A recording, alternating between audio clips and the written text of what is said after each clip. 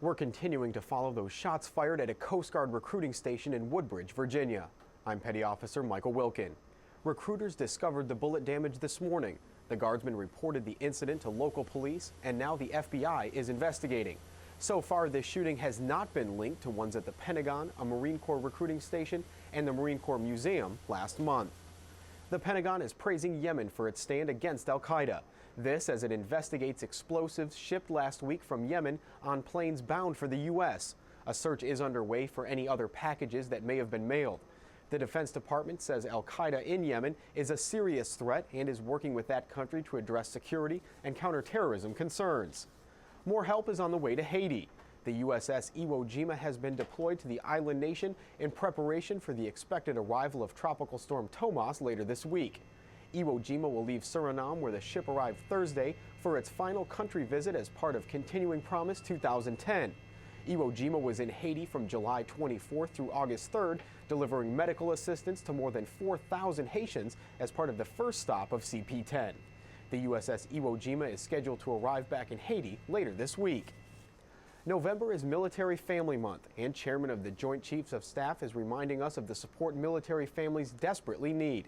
Admiral Mike Mullen told an audience at the Business Executives for National Security dinner, "Military families live in a war zone of their own," he said. The pressure to try and bear up with a stiff upper lip is driving some to leave the service, or most tragically, to leave this life.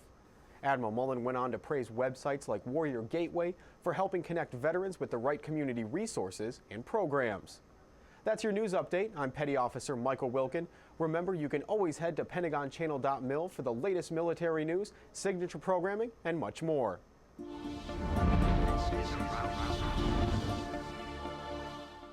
Well, pilot training is getting a new spin on life at one base. Tech Sergeant Lisa Carlson shows us how Holloman Air Force Base is ending a dizzying drill.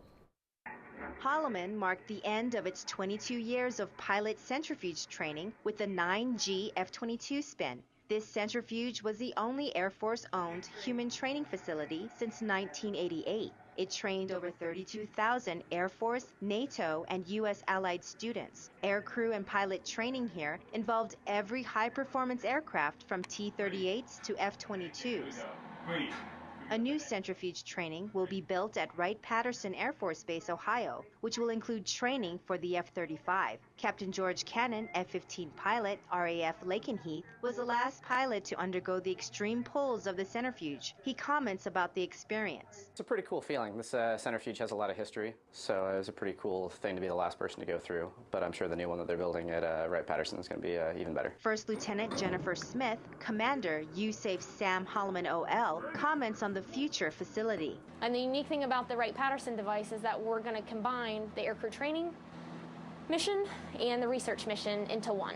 So we'll use the same device in both missions at once. Lieutenant Smith also said, while awaiting the buildup of Wright-Patterson's centrifuge, her team will conduct air, space, and operational training, which will maximize human performance at Holloman. I'm Technical Sergeant Lisa Carlson, Holloman Air Force Base, New Mexico.